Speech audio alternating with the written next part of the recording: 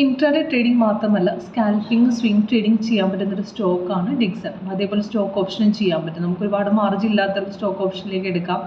അപ്പം നമുക്ക് ഡിക്സൺ മാത്രമല്ല, ഇതേപോലെ LNT, ഇൻഫി, പിന്നെ അതേപോലെ HAL, ഇതേപോലെ ഒരുപാട് സ്റ്റോക്കിൽ നമുക്ക് ഡെയിലി പെർഫോമൻസ് വരുന്ന സ്റ്റോക്കുകളുണ്ട്. അപ്പോൾ വോളിയമുള്ള സ്റ്റോക്കിൽ ഇതേപോലത്തെ സ്റ്റോക്കിൽ സ്കാനിൽ ആഡ് ചെയ്ത് വെച്ചാൽ നമ്മുടെ സ്കാൻ തന്നെ കറക്റ്റായിട്ടൊരു മൂവ്മെൻറ്റ് മോർണിംഗ് കാണിക്കും. അപ്പോൾ പെർഫെക്റ്റ് ആയിട്ടുള്ള ബ്രേക്ക് ഔട്ട് ട്രേഡ് നമുക്ക് മോർണിംഗിൽ എടുക്കാൻ വലിയ പ്രയാസമൊന്നും കാണില്ല. ട്രെൻഡ് നമുക്ക് കറക്റ്റായിട്ട് ഐഡൻറ്റിഫൈ ചെയ്യാം. ഇൻട്രാഡേ ട്രേഡിംഗ് മാത്രമല്ല സ്വിംഗ് ട്രേഡിങ്ങിന് സ്കാൽപ്പിങ്ങിനും പറ്റുന്നൊരു സ്റ്റോക്കാണ് ഡിക്സൺ.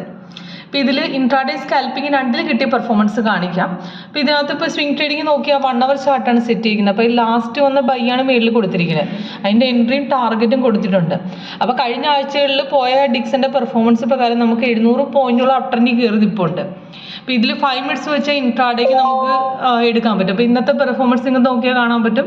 ഇന്ന് രാവിലെ ബൈസിക്കിൽ വന്നത് എൻട്രിയും ടാർഗറ്റും